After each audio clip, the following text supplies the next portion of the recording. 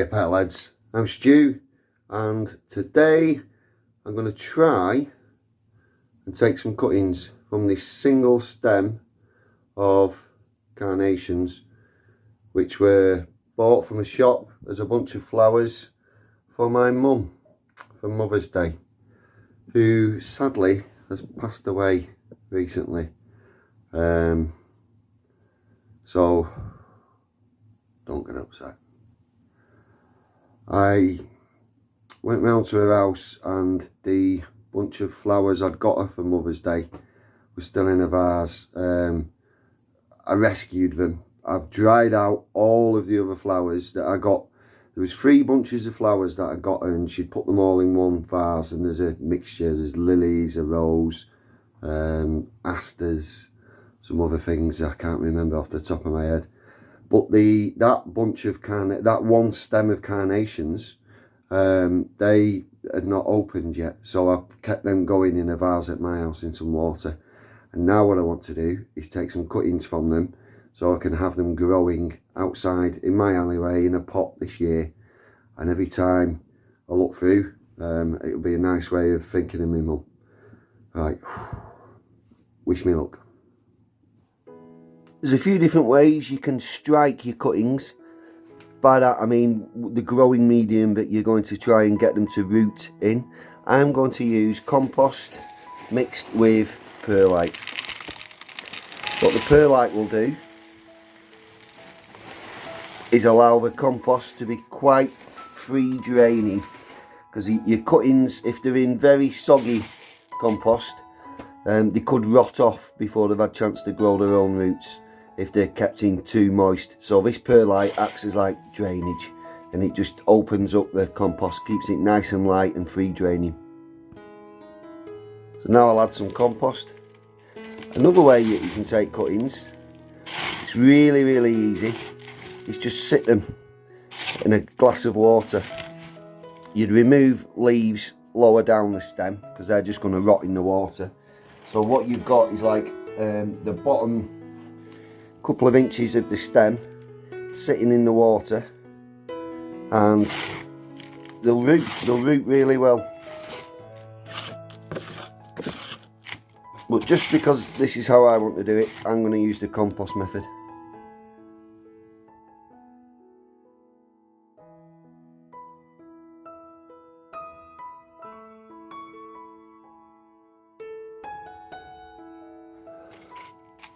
So now I've mixed in with perlite, I'm just going to get that in a pot.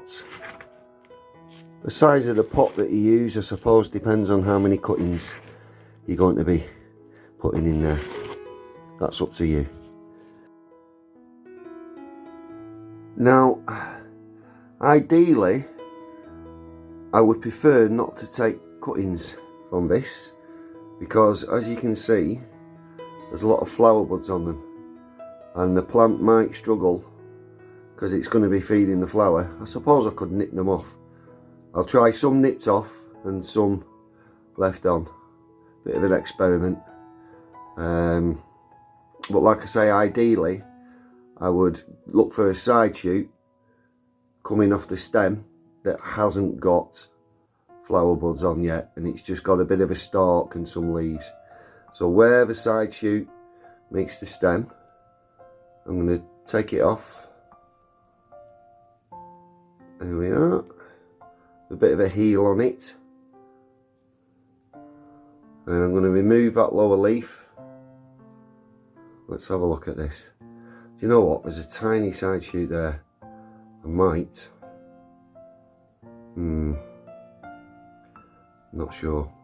Let's see. Right. I'm going to wish me luck. I'm going to take off this big one that's got flowers on. I'll do that as a cutting itself.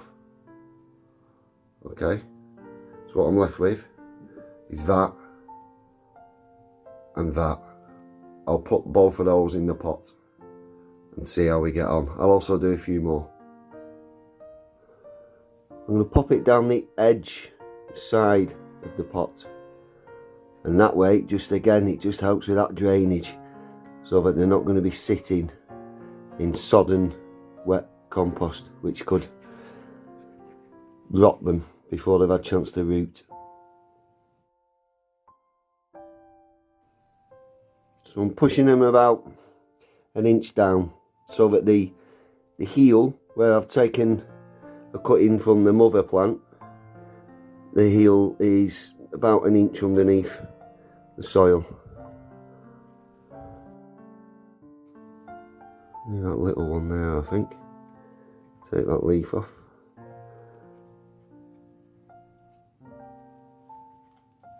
I really hope this works.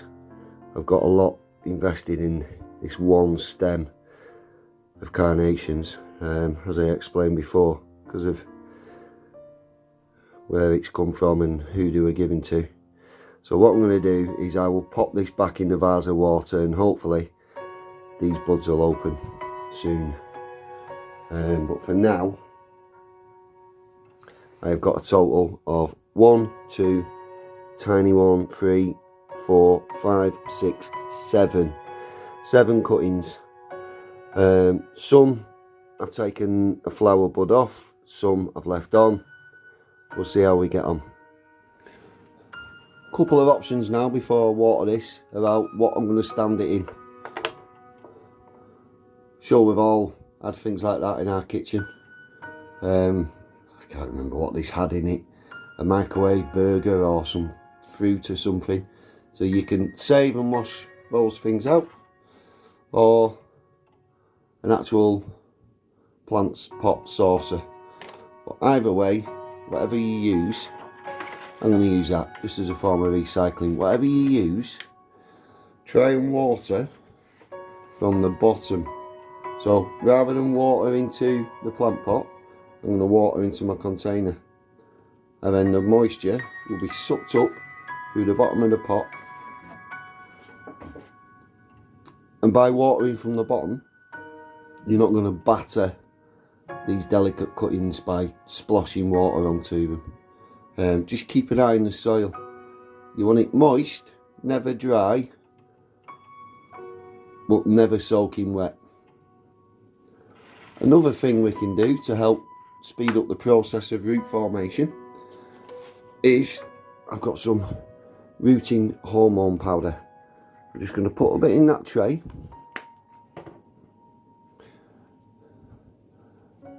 Get one of the cuttings, pop it in the water in the bottom of that, shake off the excess, and now that it's wet, I'm just going to roll it in the hormone, tap it off. You don't want big clumps because it will form like a skin, if you will, and the plant won't be able to do its thing. In fact, there's quite a lot on there, so what I'm going to do is I'm going to rinse it off in that water. Still little bits on, that'll do me. I'm going to pop that back in. Like I say, that should speed up the root formation. I'll keep this on a windowsill inside my house to make sure it gets lots of daylight, but also it'll stop it getting cold. I wouldn't put this straight outside, certainly not until the roots have formed anyhow, at this time of year, early April. And then in 4 to 6 weeks, I reckon some of these should have started to have their own roots. And one thing we can do to test if they've got roots is you gently tug one of the cuttings up, and if you feel resistance, that's probably because there's roots in the soil trying to hold it in place. So then once these have got roots, I'll put them in their own individual pots, pop them on. I'll probably keep them inside for another week or two, but by then we're going to be middle of May towards June, so not too long inside. And then what I'll do is I'll slowly introduce them outside by hardening them off, increasing the amount of time every day for a few days, and then I'll get them planted up outside in the pots, and hopefully, fingers crossed, these will work. It's going to be lovely if they work, and I'll be able to look through my kitchen window door and see them across the alleyway looking at me. What a beautiful way to remember my mum. I've got so many ways to remember my mum, but this is just a beautiful one. She was a beautiful lady, Beautiful flowers, very fitting. Right, I'm just glad I didn't cry. I'll tell you, Petalheads, this was a hard video to make. I've not really spoke much about my mum. I'm finding it difficult to do so, because it's almost like admitting that she's not with us anymore. I went into a florist's with my daughters to arrange flowers for the funeral, and when I got up to the counter, I couldn't speak. I just couldn't speak. I couldn't say the words out loud. But you know how it is if you've lost a parent. It's very difficult.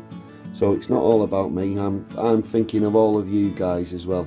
Those of you that are going through what my family's currently going through. It's not easy. It's not nice, is it? So my heart goes out to you guys, my Petalheads.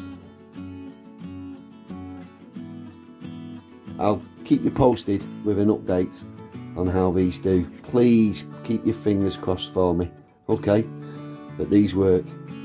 Thanks a lot, guys. See you later.